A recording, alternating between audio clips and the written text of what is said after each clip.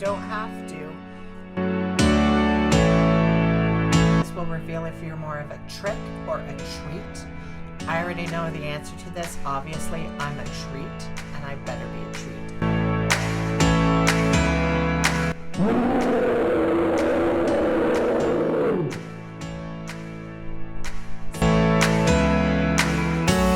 And you were the talk of the town. And I was the talk of the town because Patrick pinches butts.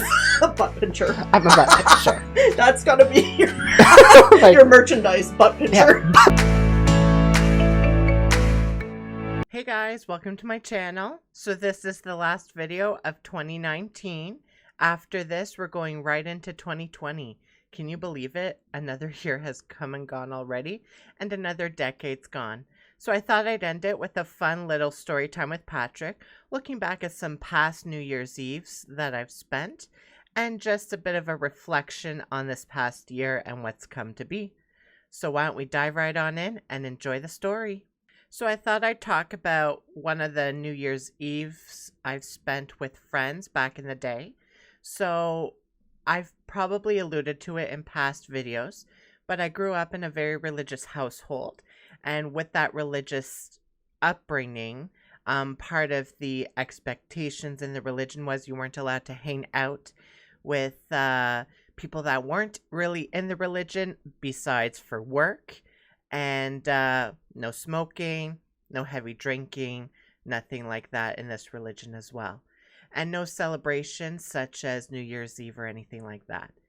But when I was about in my 20s, early like 20, I think, or 19, yeah, 20, I was still living at home. And my friends at work were throwing a little New Year's Eve party. My parents actually let me go. I know, obviously, I could have gone if I wanted to because I'm a grown adult. But because I was still part of the religion, it was one of those things where it was like, ooh, should I go? Should I not go? It's not, shouldn't. You could get in trouble. But because I still lived with my parents and they were all for me trying new things, they were like, yeah, totally go for it. We're actually going to drop you off. That way you have a safe ride home, which I totally appreciate. So I got to my friend's place. It was pretty fun, actually. And the friend that, the house that it was at, her family smoked. So the house smelled like cigarettes, which is fine. No big deal. And we had a great time, had some drinks.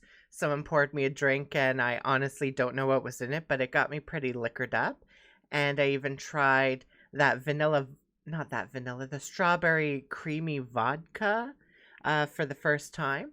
And it was actually pretty tasty. They actually poured it in a candy cane shot glass for me, which was pretty awesome. So that lasted till about 1, 2 in the morning, obviously, because it's New Year's Eve. And then I got picked back up by my parents.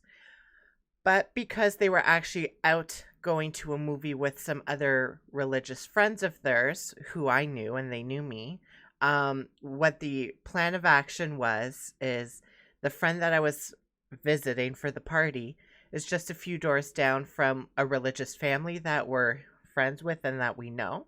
So the storyline was that I was actually staying and hanging out with them while my parents went out to the movies. So I ended up going out in the winter time and walking a few doors down. And because I'm so liquored up, though, I couldn't feel the cold. And I'm like, oh, my fingers are starting to get numb. That's weird. I'm not cold. Anyways, my parents end up picking me up with that religious couple in the vehicle. So I get in, and I'm not realizing that I smell like cigarettes.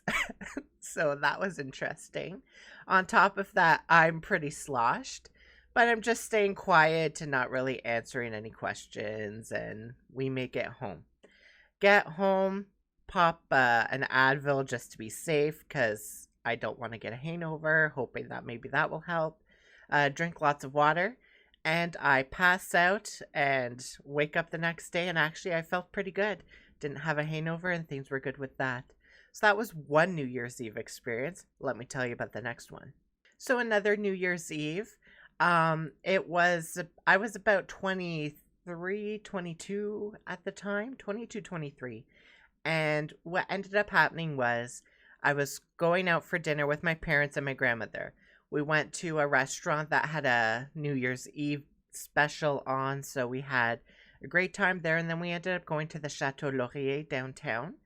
For those that aren't familiar, it's owned by the Fairmont now, but it was an old castle-y type building that was built in downtown Ottawa after Sir Wilfrid Laurier. And it's a gorgeous place. So we ended up going there to have some drinks at their little bar that they have. It's called Sophie, I think, named after Sir Wilfrid Laurier's wife. So we ended up having some drinks there. I think I had 2 or 3 margaritas. I can't remember. And it was about this time that I was getting close to coming out to my parents. So I thought, well, why don't I do it on New Year's Eve? You know, start fresh, new year, and things like that. So I kept having these margaritas, hoping that that would help. But I ended up chickening out and not telling them that night. And didn't end up doing that. But had a great time at Sophie's, drinking some margaritas. And then we ended up going back to my aunt's and just playing cards till the ball dropped and going home not too long after that. So that's another New Year's Eve tale that I have to tell. Another New Year's Eve moment was because I was actually dating a guy at the time. We had gone out for about 2 months now, and it was getting close to New Year's Eve. And I'll get into a story about how that whole dating experience went in another video. But he ended up not doing anything with me that evening. He was going to go with friends, and he said maybe I could join him. But then he ended up getting sick and didn't even wish me a Happy New Year. So that was a shitty one. But I ended up spending that New Year's Eve alone. My parents went out with friends, and they did invite me along. But I decided not to. So I spent that evening actually going to bed at 10 o'clock. So I didn't even wake up for the New Year's ball drop or anything like that, which is okay. I didn't mind it. But that was one of my shittier New Year's Eve bashes because I was supposed to be dating someone and ended up not doing anything. So that was another New Year's Eve experience that I got to face. And one of my all-time favorite New Year's Eve experiences was a couple of years ago. There was a masquerade party being thrown by, I think it was like an escape room company here in Ottawa. And what happened was I wanted to go to a masquerade event my whole life. It was on my bucket list. So I thought, that's it. I'm going. I don't care if I go alone. I want to go to this masquerade party. So 2 of my friends ended up joining me.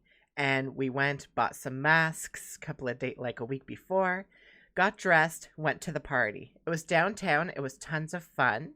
They had an illusionist there. They had some like keys that you could get to try and open like these locked boxes to try and open it. They had an awesome DJ that played the music videos on screens everywhere. And then we got like a free drink voucher. The one thing about that kind of annoyed me was I like whiskey sours.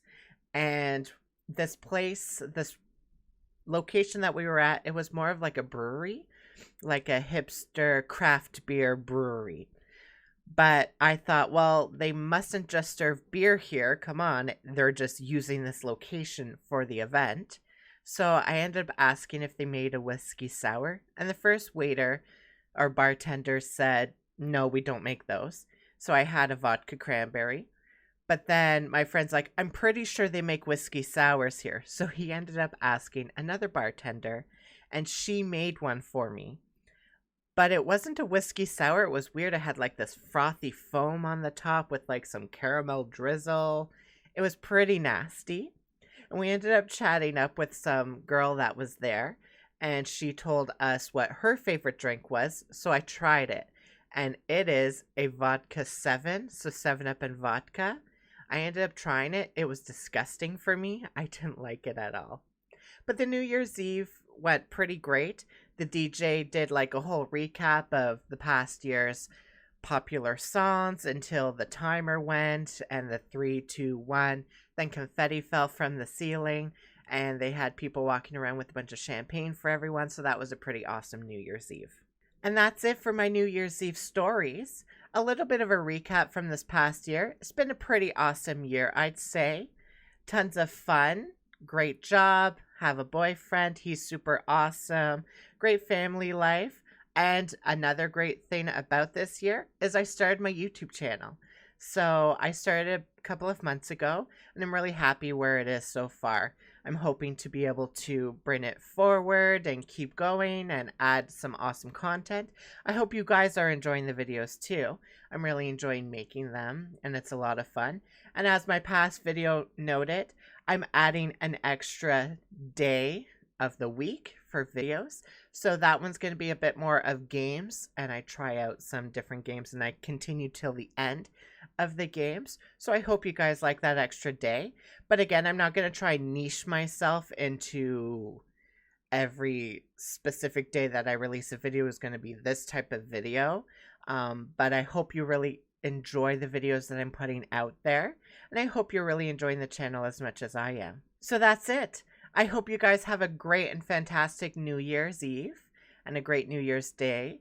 Happy 2020 coming forward. 2019's almost done, and it's been a great year for me personally. I hope it's been a great one for you as well, and let's see what 2020 has to bring us. So I hope you guys like this video. Make sure to like, comment, and subscribe, and we'll see you in the next one. Bye!